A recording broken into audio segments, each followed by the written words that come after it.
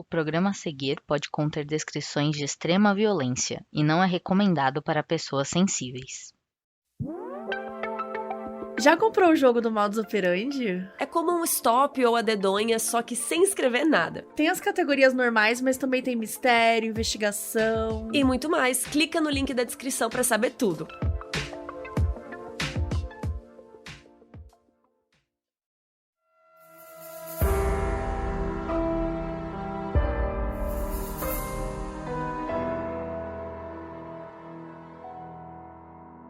À primeira vista, Albert Fish era um homem normal, casado, com vários filhos, um emprego, nada de diferente. Mas por dentro, ele era uma pessoa cheia de vontades e desejos suprimidos. O que começou como interesse pelo corpo humano e fetiches sexuais foi escalonando. E se tornou uma obsessão mortal por mutilação, abuso infantil e até canibalismo. Eu sou a Mabê. Eu sou a Carol Moreira. E essa é a história do Homem Cinzento.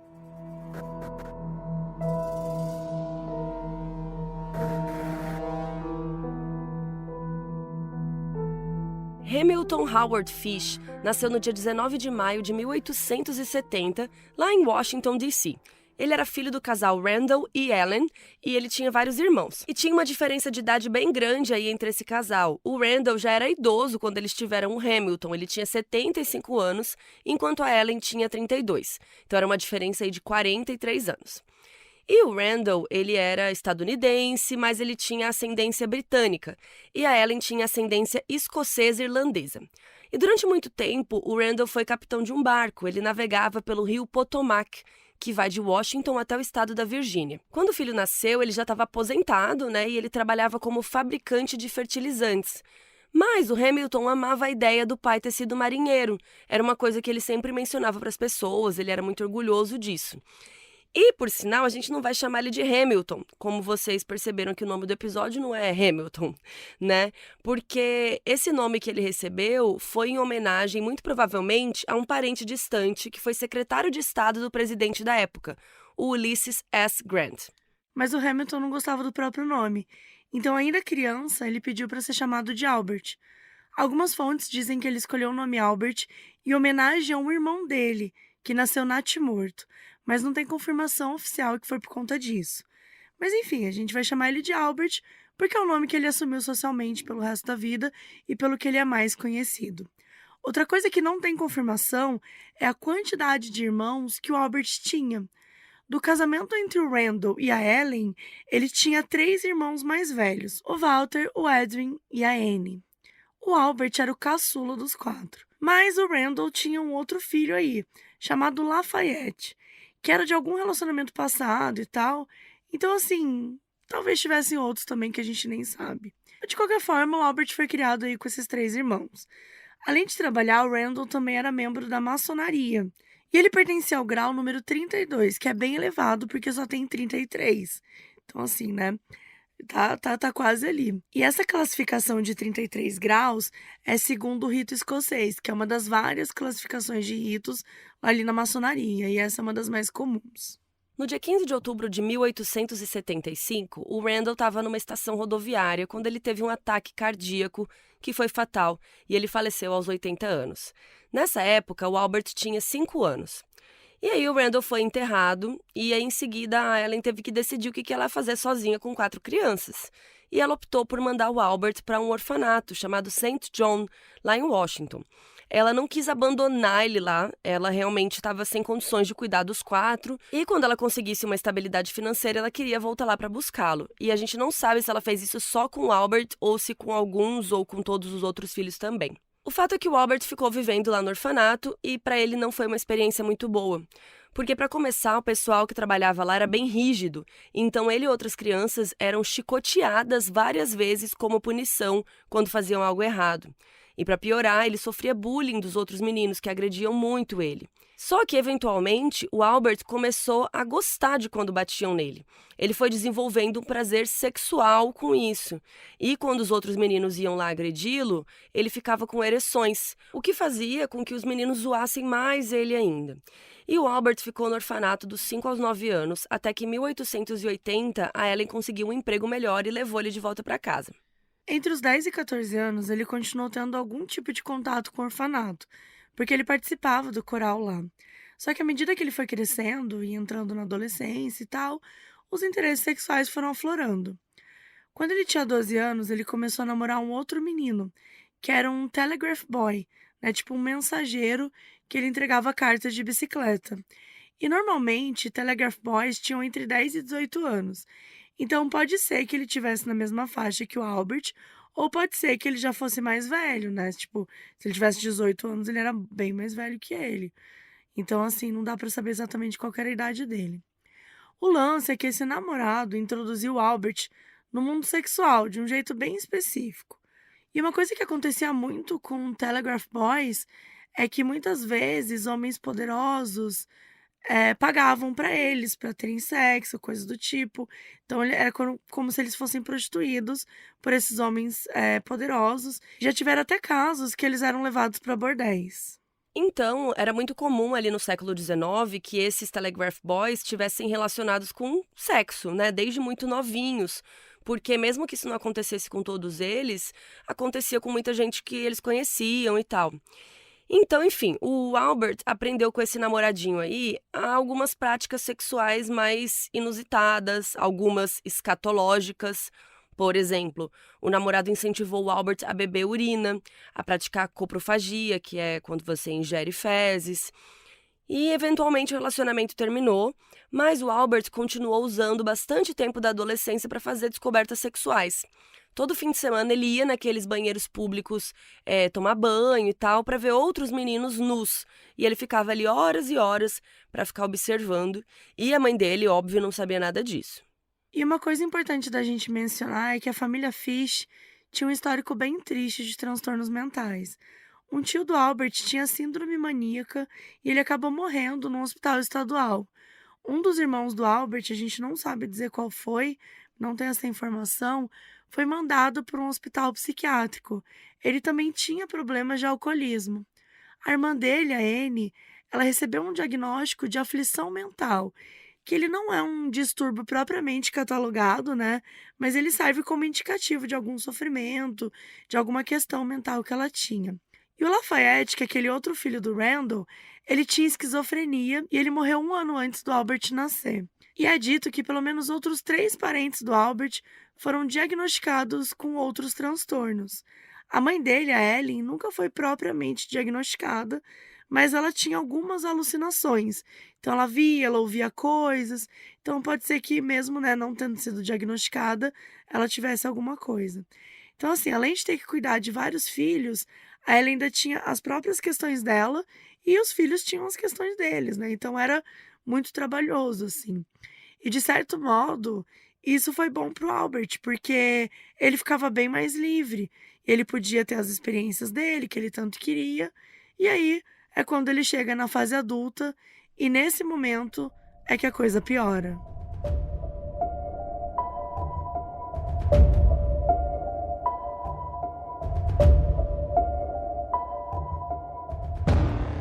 Em 1890, quando o Albert tinha 20 anos, ele e sua mãe se mudaram para Nova York, procurando uma vida melhor. Ele começou a trabalhar como pintor, uma função que ele era muito bom, mas essa não era sua única renda. Pouco depois de chegar na cidade, ele queria dar vazão aos seus desejos sexuais e ele resolveu começar a se prostituir. Só que o Albert também começou a abusar sexualmente de vários meninos mais jovens.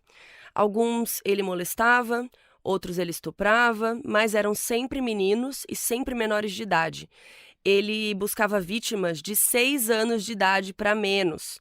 Ele também ficava pegando endereços aleatórios de mulheres que ele encontrava ou nos classificados ou em agências de casamento lá da época, e ele mandava cartas mega obscenas com coisas super sexuais, tipo, mandando carta pra gente que ele não conhecia. Os anos foram passando e em 1898, quando ele estava com 28 anos, a mãe dele ficou incomodada com o fato de ele não ter avançado muito na vida, né, pelas percepções dela, pela cabeça dela. Ele continuava trabalhando como pintor, ele não tinha encontrado uma esposa, ele não tinha filhos, então para a mãe era como se ele não tivesse feito nada, como se ele não tivesse nenhuma perspectiva de vida. Então a Ellen fez um casamento arranjado para ele, com uma jovem chamada Anne Marie Hoffman. e ela tinha só 19 anos, né? Então ele era 9 anos mais velho que ela. Do ponto de vista social, foi considerado um casamento bem-sucedido. Os dois moravam em Manhattan, eles tiveram 6 filhos juntos. Os filhos deles chamavam Albert, Anna, Gertrude, Eugene, John e Henry. E não se tem muita informação de como que era a relação do Albert com as crianças e tal, mas de tudo que a gente foi atrás, nada indicava que ele fosse violento com as crianças. Na verdade, ele mantinha uma pá no armário da cozinha, sob o pretexto de que era para caso as crianças fossem mal criadas e ele precisasse bater nelas, mas na prática ele não usava nos filhos.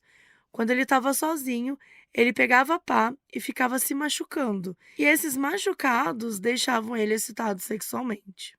Bom, acho que vocês já entenderam que o Albert era sadomasoquista, né? Ele gostava muito de se machucar, de machucar seus parceiros, ele obtinha prazer com isso. E teve um caso que aconteceu que foi muito significativo, que foi quando ele estava ficando com um cara, um moço, e esse cara levou ele num museu de cera, para eles darem um rolê. E por algum motivo lá tinha uma bissecção peniana, ou tipo uma bifurcação genital, que é um procedimento cirúrgico feito para dividir o pênis pela metade. E tem vários formatos de como isso pode ser feito, pode ser só a parte de cima, pode ser no eixo, assim, tem vários jeitos. Tá, para que serve isso? Tem muitos casos que essa cirurgia pode ser uma escolha pessoal. Tem homens que acham que isso vai dar mais prazer ou acham esteticamente melhor. Eu não, confesso que eu não sei. Enfim, em algumas culturas antigas essa divisão era também feita como um ritual para representar o crescimento de um jovem. Se você sabe mais sobre isso, comentem lá no nosso site modusoperandipodcast.com. Mas o fato é que o Albert viu essa imagem de um pênis dividido e ele ficou obcecado com aquilo e ele passou a se interessar cada vez mais por mutilação sexual. E ele decidiu que ele queria experimentar mais disso nas suas relações. E ele também ficou muito interessado no conceito de castração. E aí, em 1910, já com uns 40 anos de idade, o Albert começou a ter um caso com um jovem chamado Thomas Cadden, que tinha 19 anos. O Albert conheceu ele quando estava fazendo um trabalho em Wilmington, Delaware. E ele achou o Thomas atraente e levou para o lugar onde eles estavam ficando. E aí os dois fizeram sexo de várias formas. Além de ser bem mais jovem, o Thomas tinha uma deficiência intelectual. Então, assim, muito provavelmente não era uma relação normal. Era uma relação, né, que o Albert estava tirando vantagem do Thomas e que ele provavelmente não tinha condições de sair daquela situação de alguma forma. Enfim, os dois passaram 10 dias juntos no lugar onde o Albert estava hospedado e até que o Albert decidiu que ele queria mudar os ares. Ele obrigou o Thomas a ir com ele para uma antiga casa numa fazenda. E a gente não sabe como que ele tinha acesso a essa casa, se era dele, se era de um colega, enfim. Mas ele levou o Thomas lá e ele manteve o Thomas em cárcere privado durante 2 semanas. E nesse meio tempo, o Albert torturou sexualmente o Thomas de várias formas. Não se tem tantos detalhes do que ele fez, mas tem um pouco sobre as coisas que ele mais se satisfazia, que foi quando ele finalmente pôs em prática o que estava na cabeça dele há muito tempo, que era cortar o pênis do Thomas no meio, né? Essa obsessão que ele tinha por cortar a genital no meio. E assim, o próprio Albert fala sobre como ele ficou feliz em infligir aquela dor. A gente já sabe que ele gostava de infligir esse tipo de dor, então foi isso que rolou. E o plano original era matar o Thomas depois disso tudo. Ele queria mutilar o corpo do Thomas e levar para casa, mas ele acabou decidindo que ele não ia fazer isso, até porque estava numa época de muito calor e ele achou que os restos mortais iam estragar muito rápido e que ele não teria chance de aproveitar o corpo do Thomas, assim, uma visão absurda, né, de como ele estava vendo a coisa. Então o Albert deixou ele ir, né? Ele jogou um remédio ali na ferida que ele tinha causado, na genital do Thomas, cobriu com um lenço cheio de vaselina, deu $10 para ele, beijou ele e foi embora, né? E óbvio, gente, o garoto ficou lá sem conseguir raciocinar direito, depois de tudo que ele passou, foi uma situação muito traumática, muito pesada. E depois disso, o Albert nunca mais viu o Thomas ou sequer se preocupou em saber se ele estava vivo ou morto. Ele só foi embora e deixou o cara lá sozinho, da forma que ele deixou. A única coisa que importava para ele era ter tido essa experiência que ele tanto queria. Ele pegou o primeiro trem de volta para casa e foi viver a vida dele normalmente em Nova York. E como vocês podem imaginar, infelizmente o Thomas estava longe de ser a última vítima dele.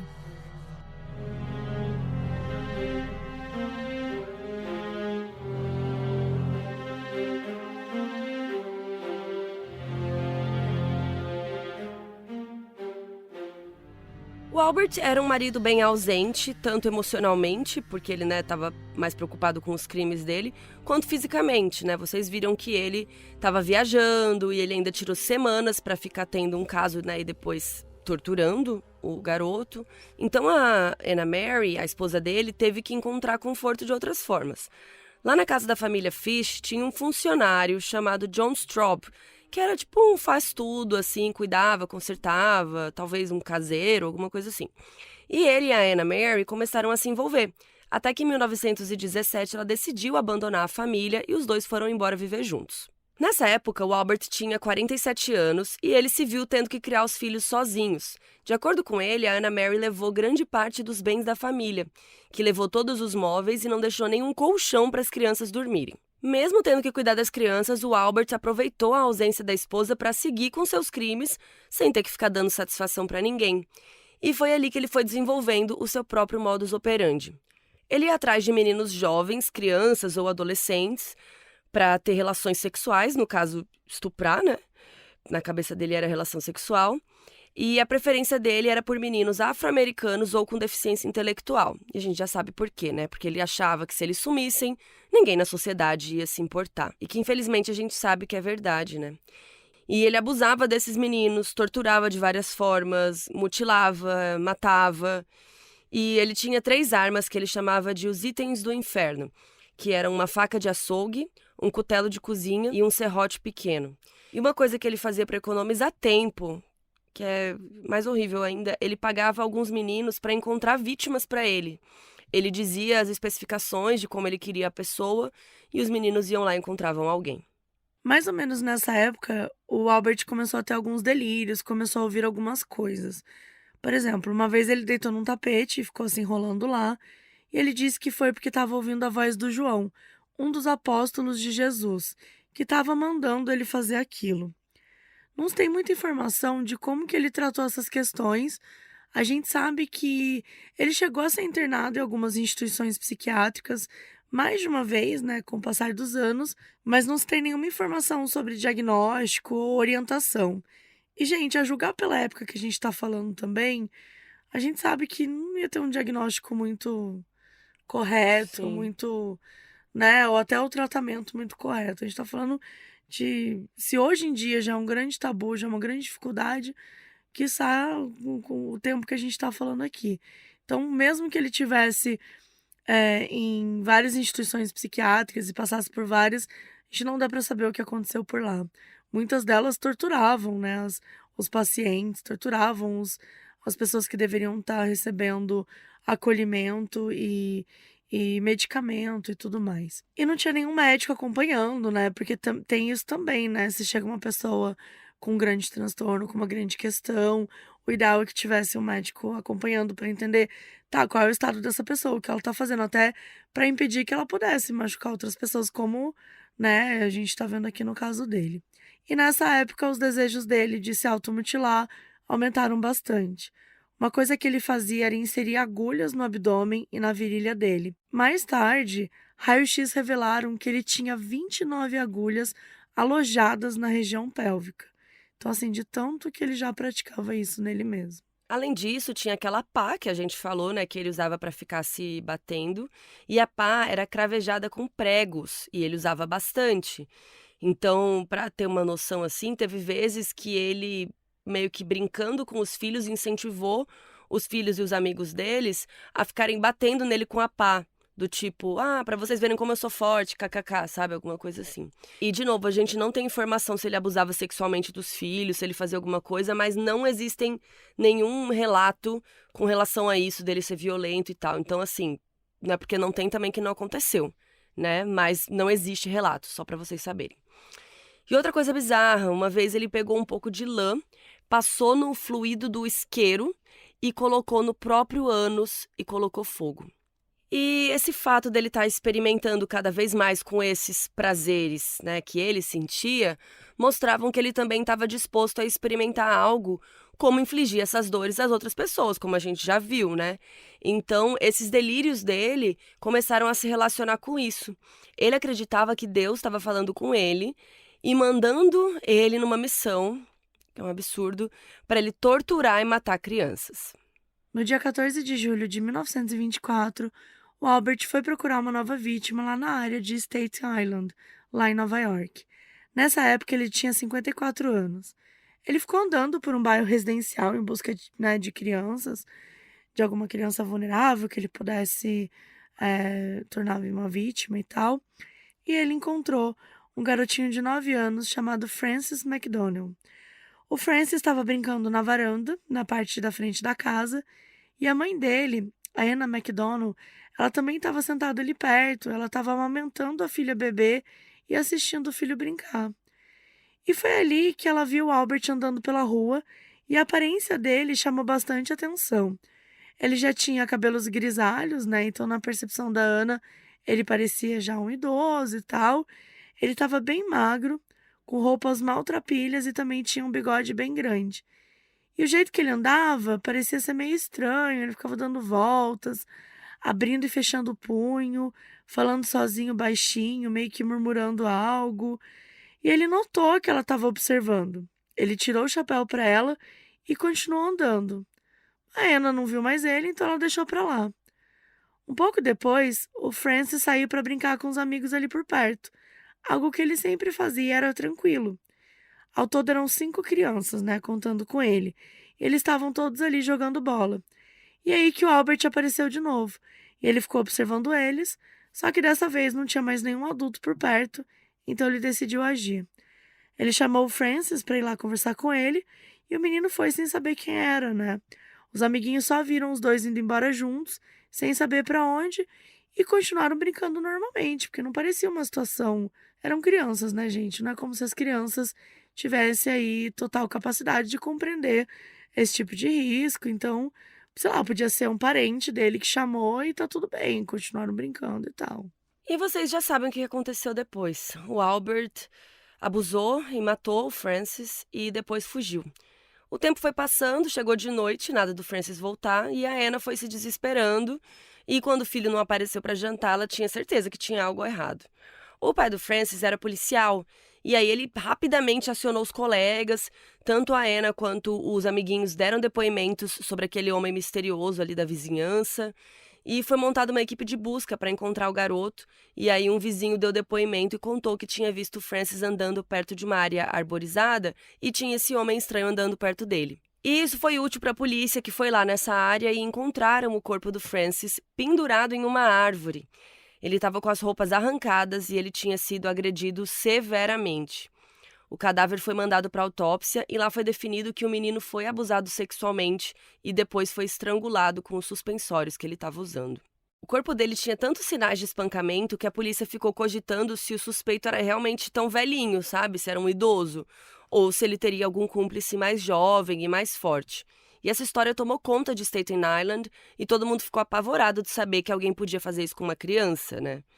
E o Albert sumiu. Ninguém sabia quem era ele não foi pego, mas a história foi noticiada e esse suspeito ficou conhecido como o Homem Cinzento. Porque, de acordo com a Anna, tudo nele parecia desbotado e cinza, desde o cabelo grisalho até as roupas que ele estava usando de tons mais neutros e tal, por isso que se deu esse nome.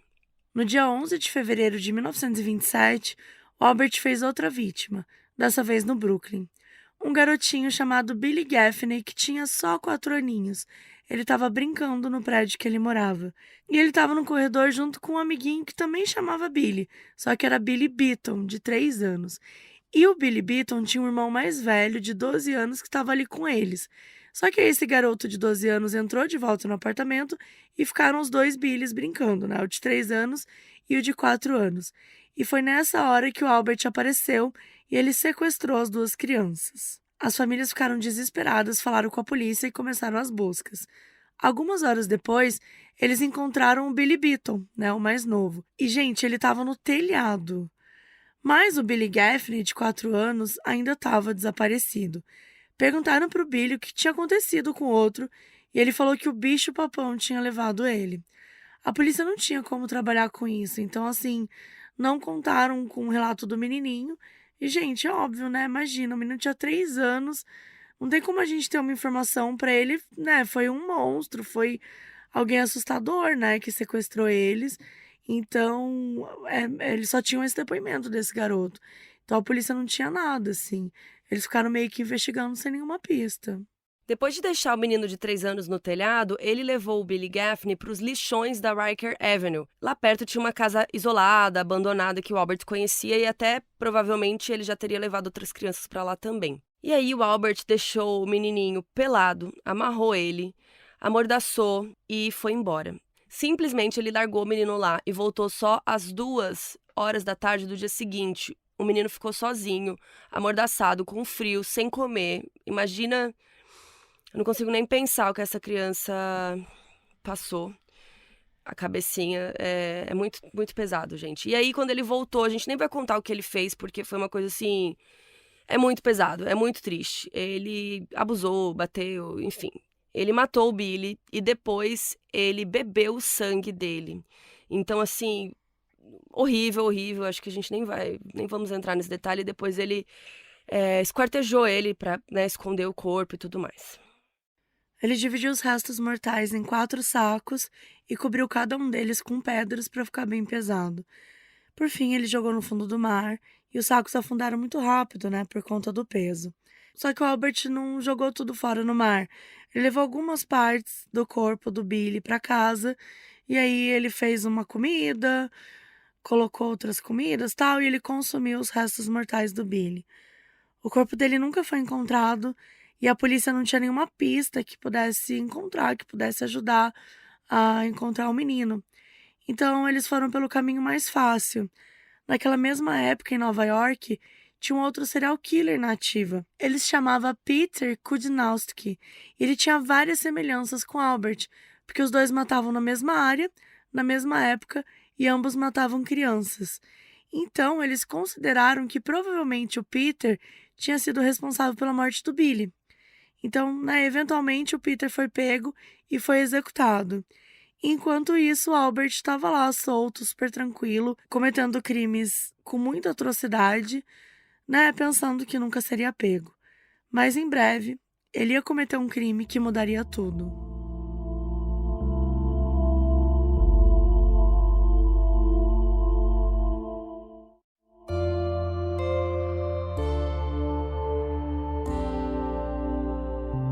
Vamos falar agora da família Budd, que vai ser importante para a história.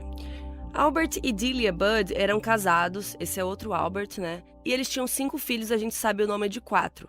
O Edward, que tinha 18 anos, a Grace, de 10, o Albert Jr., que a gente não sabe a idade, e a Beatrice, de 5 anos.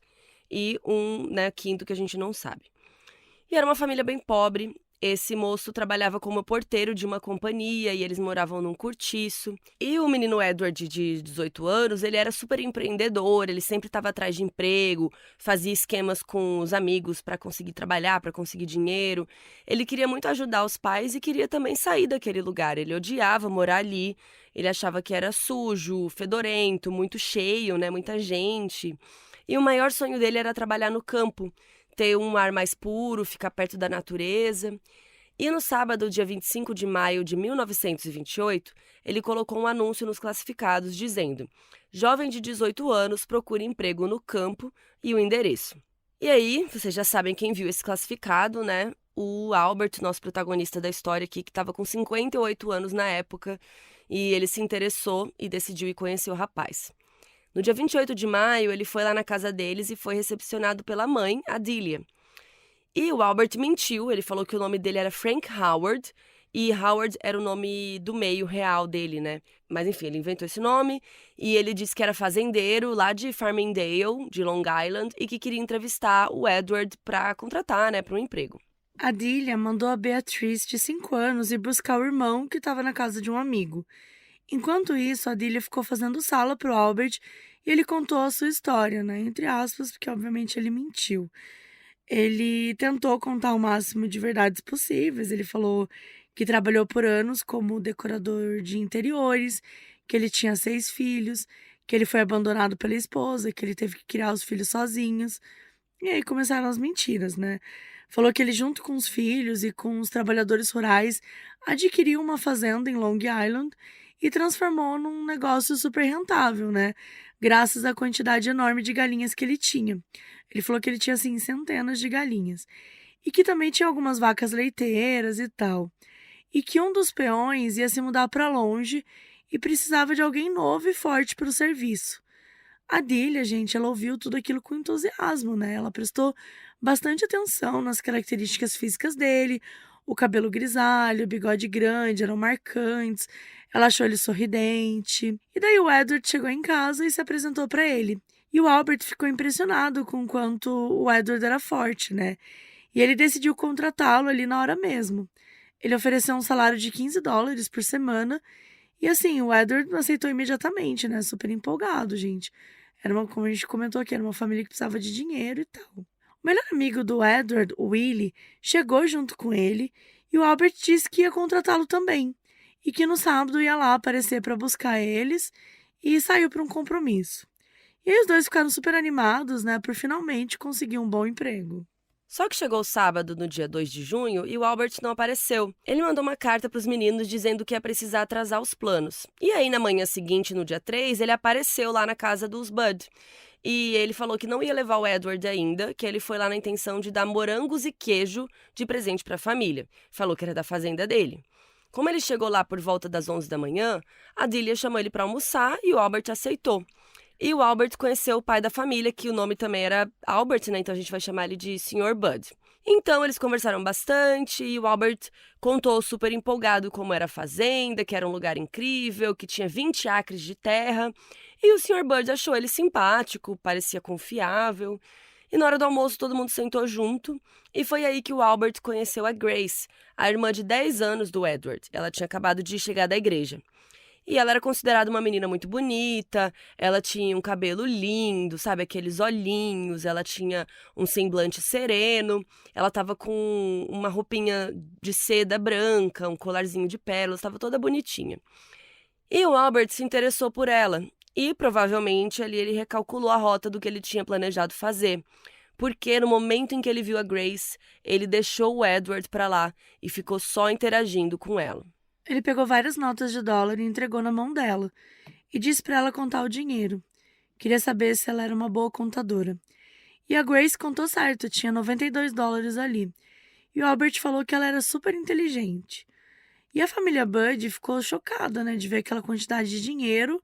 Tipo, era uma coisa muito fora da realidade. Que hoje, gente, $92 é uma grana pra gente, mas naquela época, mano, era... Você Muito quase dinheiro. comprava uma casa, né? Tipo, é muito dinheiro, assim. Então, é quase como se você... Se eu chego na casa da Carol, conta aí pra mim. Eu tô dando $500 mil pra Carol contar, Não sei se sabe? era meio milhão, mas era Não, muito não dinheiro mas, pra assim, dava eles. pra comprar uma casa, era muita grana e tal. E aí todo mundo almoçou e o Albert falou que ele ia precisar sair pra ir no aniversário de uma sobrinha, mas que à noite ele voltava, né, pra buscar o Edward e o Willie e os 3 pra fazenda. E aí, pra eles passarem um tempo à tarde, ele deu dinheiro para os dois irem ao cinema. E aí, quando estava mais ou menos prestes a sair, ele falou que tinha uma ideia e perguntou se a Grace não queria ir no aniversário com ele. Falou que ia ser super divertido, que ia tomar conta dela direitinho, né? Que levava ela de volta antes das 9 da noite. A Dília não gostou muito dessa ideia, não. Ela ficou meio receosa. Ela se virou para o Sr. Bud, né, e perguntou o que ele achava. E ele disse para deixar aí sim, que era bom a filha se divertir e tal, porque não surgiam muitas oportunidades como essa. Então a Dília aceitou e pediu ao Albert o endereço da irmã dele, porque a festa ia ser lá. Ele deu o endereço para ela, né, e ela anotou. A Dília acompanhou eles até a porta e o Albert saiu com a Grace super animada. E essa foi a última vez que ela viu a filha.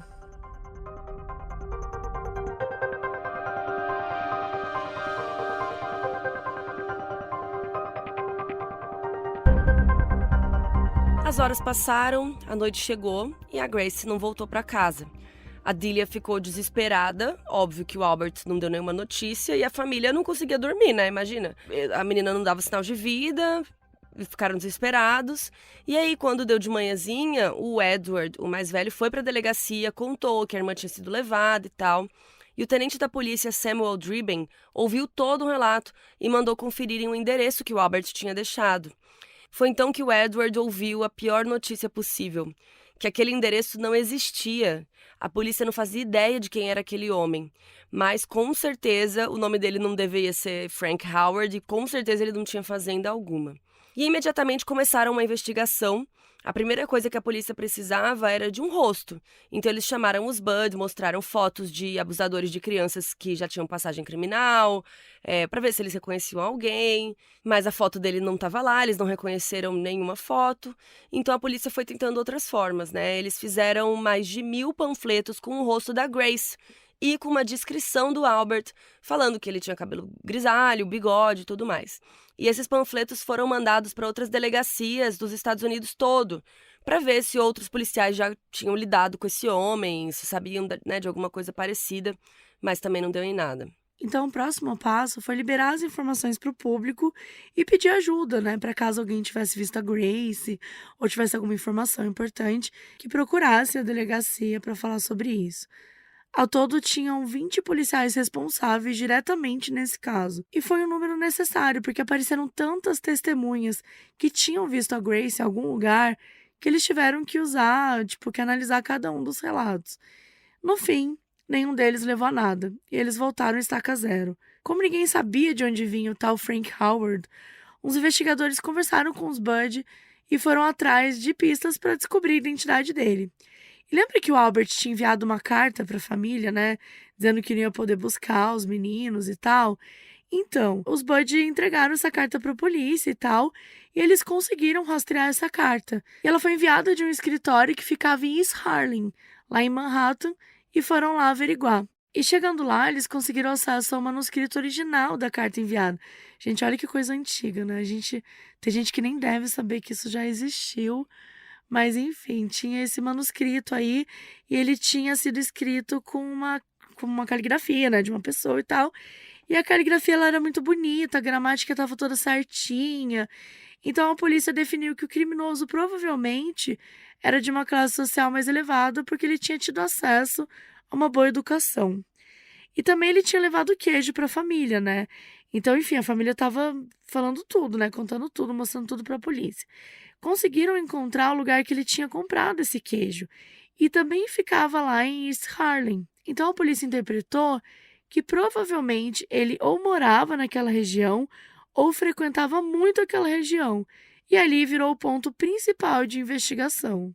O caso da Grace Budd realmente mobilizou Nova York toda. Foi uma operação muito grande para encontrar a menina e a operação policial cresceu e cresceu.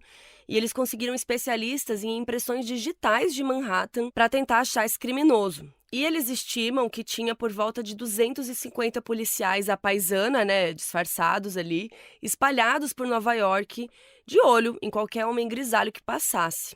E, gente, mesmo assim, eles não conseguiram nada. Mas a polícia criou conexões entre o desaparecimento da Grace e de outras crianças que tinham sido assassinadas, como Frances McDonald, o Billy Gaffney, né, que a gente já contou aqui. Nos 3 casos, o responsável era um homem grisalho. Então, eles pensaram que provavelmente era a mesma pessoa. Lembrando que a gente está aqui em 1928, não se tinha o conceito de serial killer ainda, enfim. Eles analisaram os relatos e testemunhos desses outros casos, mas mesmo assim também não conseguiram resolver, né? Esse homem para eles era um fantasma, ninguém sabia onde encontrá-lo, independente do esforço e tudo que eles estavam fazendo, não aconteceu nada. E infelizmente, aos poucos, o caso foi sendo abandonado e os anos foram passando. O desaparecimento da Grace foi em 1928. E aí, 6 anos depois, em 1934, ela continuava desaparecida. E nessa época, o caso estava oficialmente aberto, mas só tinha sobrado um policial trabalhando ativamente nele. Era o detetive William Fay King, que em momento nenhum desistiu de encontrar o culpado. No dia 2 de novembro de 34, ele tomou o risco e fez uma estratégia. Ele mandou uma informação falsa para um colunista, dizendo que o caso estava prestes a ser desvendado. Ele queria ver se com isso o criminoso aparecia. E essa até que é uma tática bem inteligente, né? Porque a gente já viu por aqui em vários casos que muitas vezes os caras queriam estar na mídia, queriam chamar atenção. Então, quando tinha alguma coisa assim rolando na mídia, muitas vezes eles surgiam, né? Então, ele tomou essa estratégia aí e ficou esperando, né? O colunista publicou e assim, gente, dito e feito. 10 dias depois, o Albert mandou uma carta misteriosa para Delia, de maneira anônima. Na carta, ele dizia que a Grace estava morta e ele assumia total responsabilidade. Não era uma carta de confissão, era até uma espécie de tortura, sabe? Era uma carta escrita para espizinhar, para ser cruel, né? Para machucar a família. E a Delia não sabia ler, então ela pediu para o filho Edward ler para ela. Na carta, o Albert contava que tinha um amigo chamado John Davis, que era capitão, e que em 1894 tinha embarcado num navio que foi para a China. Quando chegaram lá, o John e outros 2 amigos desembarcaram, se embebedaram e quando voltaram o barco tinha sumido. E eles acabaram passando um tempo lá na China e convivendo lá, né, com a cultura, aprendendo e tudo mais. E a carta continua dizendo que naquela época tinha muita pobreza na China e qualquer tipo de carne custava de 1 a 3 dólares o quilo.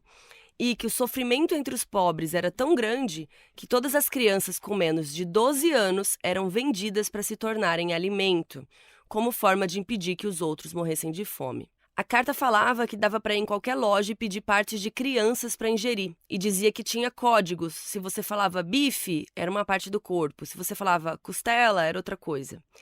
E diz que esse John Davis passou tanto tempo lá consumindo e tal, que ele adquiriu o gosto por carne humana. E quando ele voltou para Nova York, resolveu sequestrar 2 meninos, um de 7 e um de 11 anos. E ele levou os 2 para casa, os amarrou e prendeu num armário. E depois passou dias torturando eles com a justificativa de tornar a carne mais macia e saborosa. Lembrando que isso é a carta ainda que ele escreveu.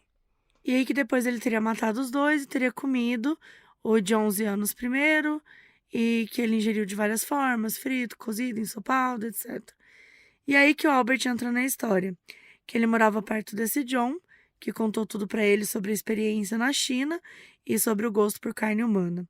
E que o próprio Albert resolveu experimentar também. E ele descreve o almoço, que a gente já contou para vocês, né? Que foi quando ele foi na casa da família Bud e quando ele viu a Grace lá e tal. E ele disse que queria levá-la para uma festa e que eles foram embora.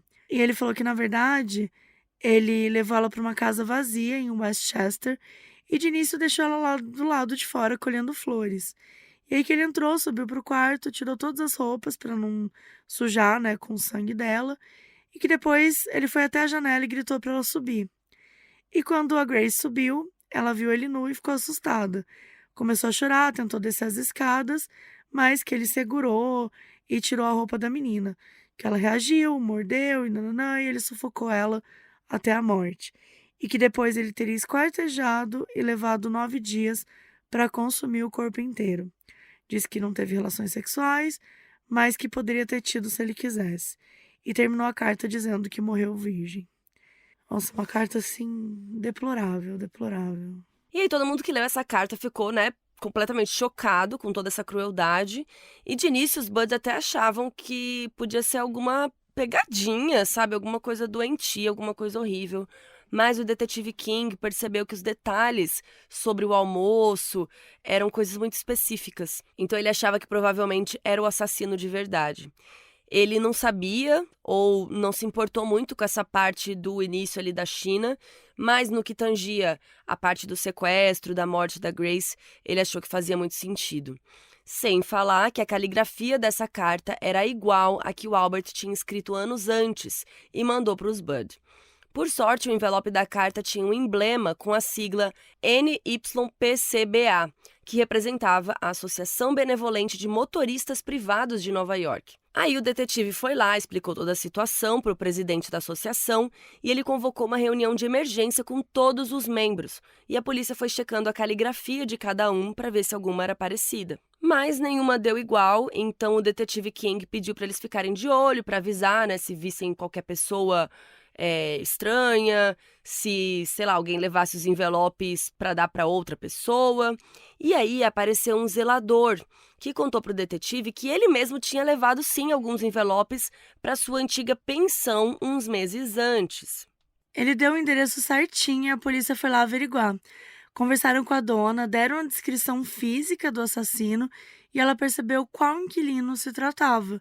Finalmente ela deu o nome correto, Albert Fish. Disse que ele morou ali por 2 meses e que tinha ido embora alguns dias atrás.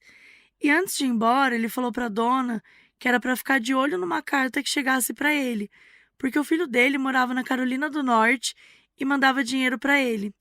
Ele disse que ia entrar em contato e pegar a carta depois. O detetive King falou com o correio e eles interceptaram a tal carta.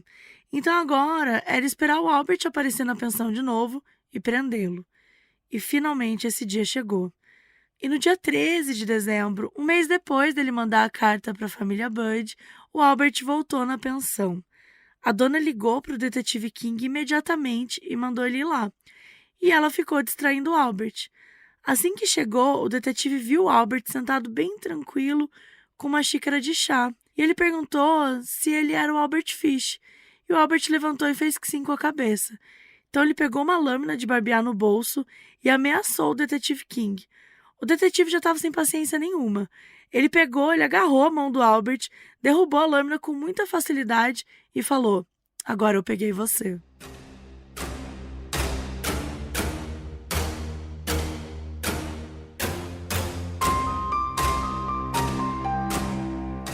Aos 64 anos, Albert Fish foi preso e levado imediatamente para interrogatório. E foi, assim, lotado, gente. Vários policiais, psiquiatras, todo mundo foi chamado para ouvir os relatos dele. E o Albert simplesmente contou tudo. Contou que tinha ido atrás da família Bud primeiro na intenção de capturar o Edward, mas que quando viu a Grace decidiu que tinha que ser ela. Contou as informações da carta e ele confirmou que levou ela para uma casa e matou ela lá. Disse que enrolou os restos do corpo com jornal e foi comendo aos poucos. E todo mundo ficou muito impactado com o relato dele, né? Ninguém tinha visto nada assim antes. Logo em seguida, o Albert guiou os policiais até o local onde estavam os restos mortais do corpo da Grace. E eles recolheram tudo enquanto ele ficou lá parado. Notaram que ele não demonstrou nenhuma emoção. De volta lá na delegacia, ele foi interrogado pelo promotor do distrito, que perguntou por que ele matou a Grace. E ele disse que era uma sede de sangue que se apossou dele e que não tinha como ele impedir. E ele garantiu que não estuprou a Grace. Naquela noite, as notícias se espalharam por Nova York, falando que ele tinha sido preso. E foi dessa forma que a família soube, né? Os Buds souberam pelas notícias. Foi só depois, de noite, que o detetive King conseguiu pedir para eles irem lá, identificar o Albert e tal. E o Sr. Bud e o Edward foram, e assim que chegaram, o Edward tentou partir para cima do Albert, tentou atacá-lo, xingou ele e tudo, mas os policiais impediram, né? E o Sr. Bud notou que o Albert estava super sereno, super tranquilo e perguntou se ele não sabia quem ele era. E o Albert respondeu: "Sei sim, você é o Sr. Bud." E aí o Sr. Bud respondeu: "É, e você é o homem que entrou na minha casa e levou a minha filhinha embora." Nos dias seguintes, o Albert continuou sendo interrogado. Ele contou sobre a sua infância, o seu tempo no orfanato, ele e a mãe se mudando para Nova York e por aí vai. E nesse dia apareceu um motorista de bonde lá na polícia para dar um testemunho importante. Ele tinha visto a foto do Albert e a notícia dele sendo presos. E ele foi contar que ele era o homem que ele viu em 1927 num bonde com um menininho que estava chorando muito. E o motorista achou muito estranho. E esse menino era justamente o Billy Gaffney, uma das vítimas do Albert que a gente contou ali mais cedo, né? Que estava brincando no prédio com outro Billy e que essa outra criança estava no telhado e que depois desapareceu. Foi aí que a polícia confrontou o Albert e ele admitiu que ele tinha sido sim responsável pelo sequestro e pela morte desse garotinho também. Ele contou tudo aquilo que a gente já falou aqui no episódio, que torturou, que esquartejou o garoto. E também depois ele foi identificado oficialmente como a pessoa que sequestrou e matou o Francis McDonald. E além disso, tinham mais 5 jovens desaparecidos e mortos que suspeitava-se também serem vítimas do Albert, mas esses nunca foram confirmados. Eram meninos e meninas que iam de 5 a 17 anos e que foram mortos entre 1926 e 1932. Grande parte das informações que a gente tem sobre o Albert hoje em dia são graças a um psiquiatra chamado Dr. Frederick Wertham. Ele foi um dos psiquiatras que passou mais tempo conversando com o Albert e tentando entender se ele poderia ser responsabilizado pelos crimes ou se ele poderia alegar insanidade. E ele botou muito dessas conversas entre eles num livro chamado The Show of Violence, publicado anos depois. E o que essas conversas entre eles podem nos dizer? Então, quando o Frederick conheceu o Albert, a coisa que mais surpreendeu era como ele passava uma imagem de tranquilão, de educado, de gentil. E ele disse que fazia sentido que ele parecesse inofensivo para as crianças, porque ele realmente parecia alguém muito confiável até para adultos, né? Ele perguntou para o Albert o que ele achava da situação que ele estava, né, daquele momento, que ele estava preso, que ele estava aguardando julgamento. E o Albert falou que ele não se importava. Ele não se importava se ele estava vivo, se ele estava morto, que ele era indiferente a tudo o que acontecia com ele. O Dr. Frederick perguntou para o Albert se ele achava que ele tinha algum transtorno mental. E aí ele contou que tinha um histórico na família. E o doutor foi lá, checou e viu que era tudo realmente verdade. Mas o Albert disse que sobre ele mesmo ele não sabia dizer, que ele nunca conseguiu se entender de verdade. E ele disse que associava a dor com desejo, que ele gostava de machucar os outros e que infligissem dor a ele também. O Dr. Frederick se debruçou sobre os estudos que já existiam na época sobre sadomasoquismo. E para ele, o Albert tinha tido um desenvolvimento sexual regressivo e que em algum momento se estabeleceu essa relação de sadomasoquismo, principalmente com meninos. O Albert contou para ele que morou em 23 estados dos Estados Unidos e em cada um matou pelo menos uma criança. E como a gente já disse, só existem 3 vítimas atreladas oficialmente a ele e 5 suspeitas. Então tem muitos casos aí que nunca foram explorados. A contagem de mortes dele também é algo que a gente nunca vai saber. E também tem o fato de que a gente não sabe se ele tá falando verdade. Tipo, Sim. tudo isso é muito complicado de averiguar e tal, ainda mais tratando de um caso mais antigo, né? Do século passado e tal. E também foi o Dr. Frederick que pediu um raio-x quando Albert contou que ele colocava agulhas no pênis. E realmente o raio-x foi feito, né? E tinham várias agulhas na região pélvica dele. Quando o Albert estava contando a maneira como ele matou o Billy Gaffney, o Dr. Frederick analisou que ele falava de um jeito bem metódico e explicativo. E ele disse que era como se uma dona de casa estivesse explicando como realizar uma tarefa. Só que, ao mesmo tempo, o Albert falava com uma certa empolgação, com fascínio. Para o Dr. Frederick, isso significava que ele estava completamente além das fronteiras mentais e legais de sanidade, que o cérebro dele funcionava de um outro jeito. Eles conversaram muito sobre os delírios religiosos que ele tinha. O Albert contou tudo que ele fez, né? Porque Deus mandou. E que se ele estivesse fazendo algo errado, que um anjo poderia tê-lo impedido. E esses delírios foram suficientes para o Dr. Frederick acreditar que o Albert era, sim, legalmente insano. Ele acreditava que os conceitos de violência, punição, religião, sexo e infância estavam todos correlacionados e misturados na cabeça do Albert, de um jeito muito específico e distorcido. O diagnóstico oficial do Dr. Frederick para ele era de que o Albert tinha psicose paranoica. Com essa opinião formada, o Dr. Frederick se firmou como testemunha de defesa, para impedir que o Albert recebesse pena de morte. Mas agora, faltava passar pelo julgamento.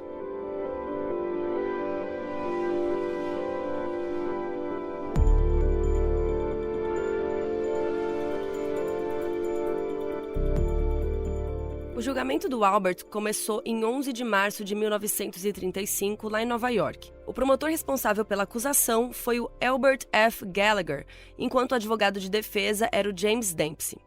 A verdade é que esse julgamento não era sobre se ele matou a Grace ou não, porque isso já tinha sido comprovado, confessado, né? A grande batalha era para provar se o Albert tinha ou não condições psicológicas para responder pelos seus crimes. A gente já explicou isso aqui, tem até bastante no livro do Modus Operandi, Guia de True Crime. A gente explica que não é porque a pessoa é considerada insana que ela também vai solta, não é nada disso, né? Mas são penas diferentes, coisas diferentes que acontecem. Enfim, a promotoria queria pena de morte para ele, e o objetivo da defesa era impedir que isso acontecesse. A defesa tinha 3 psiquiatras, com laudos opinando que o Albert devia ser considerado legalmente insano, incluindo o Dr. Frederick. Enquanto a acusação tinha 4 psiquiatras, dizendo que o Albert tinha noção total dos seus atos.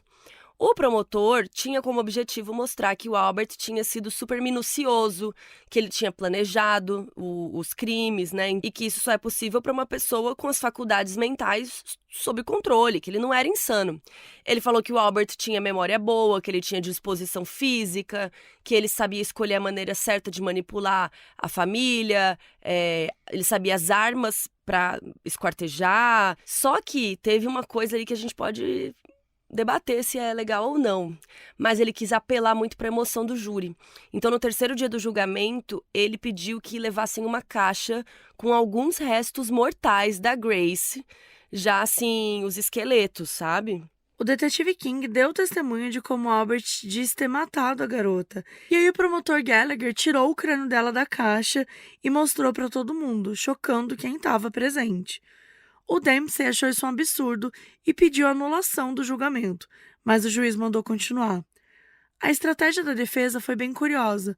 O Dempsey queria provar que o Albert era insano. Então o que ele fez foi ressaltar e detalhar todos os comportamentos dele com o passar dos anos, dizendo que era impossível uma pessoa, entre aspas, normal, ser assim. Ele trouxe uma mulher que recebia correspondências obscenas do Albert para falar que ele era um pervertido. Ele focou no canibalismo. A linha de argumento dele era que não tinha como alguém são cometer canibalismo. Ele realmente queria explanar tudo isso para o júri, para eles pensarem, né? Não tem como considerar esse cara uma pessoa sã. Por via das dúvidas, para não focar só nisso, o Dempsey também botou os filhos do Albert para testemunharem que, apesar dos pesares, ele era um bom pai, que ele sempre cuidou bem deles. E foi bem dito durante todo o julgamento como Albert parecia bem diferente ao que acontecia ali. Ele não se importava muito com o próprio destino. Ele não demonstrava nenhum traço de emoção. E apesar disso, parece que teve um momento em que ele disse para o Dempsey que ele não queria morrer, porque Deus ainda tinha um trabalho para ele fazer. Ao todo, o julgamento durou 10 dias e teve ampla cobertura da mídia, como vocês sabem. Então a mídia de Nova York estava assim, sério, cobrindo absolutamente tudo, que ao mesmo tempo sentia nojo e fascínio pela figura do Albert. E aí, quando o júri foi deliberar, levou menos de 1 hora para eles voltarem com o veredito. E então, o juiz leu a sentença. Albert Fish foi considerado culpado e condenado à morte por eletrocução.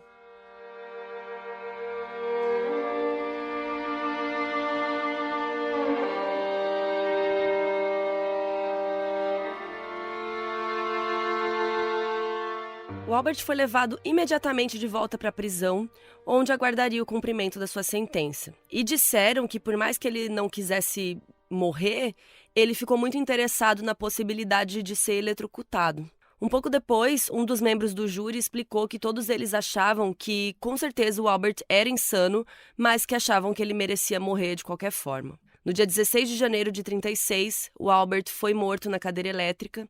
Dizem que ele ajudou o executor a colocar os eletrodos no próprio corpo, mas a gente não tem como saber se isso é verdade. E assim, aos 65 anos, o Albert Fish estava morto. Albert Fish deixou um legado de terror. Alguns estudiosos consideram ele uma das inspirações para o personagem Hannibal Lecter, por conta das suas tendências canibais. Até hoje a gente não tem certeza da extensão dos seus crimes. Quantas crianças ele matou? Onde estão seus corpos? A única certeza que a gente tem é que Albert Fish destruiu inúmeras vidas e inúmeras famílias.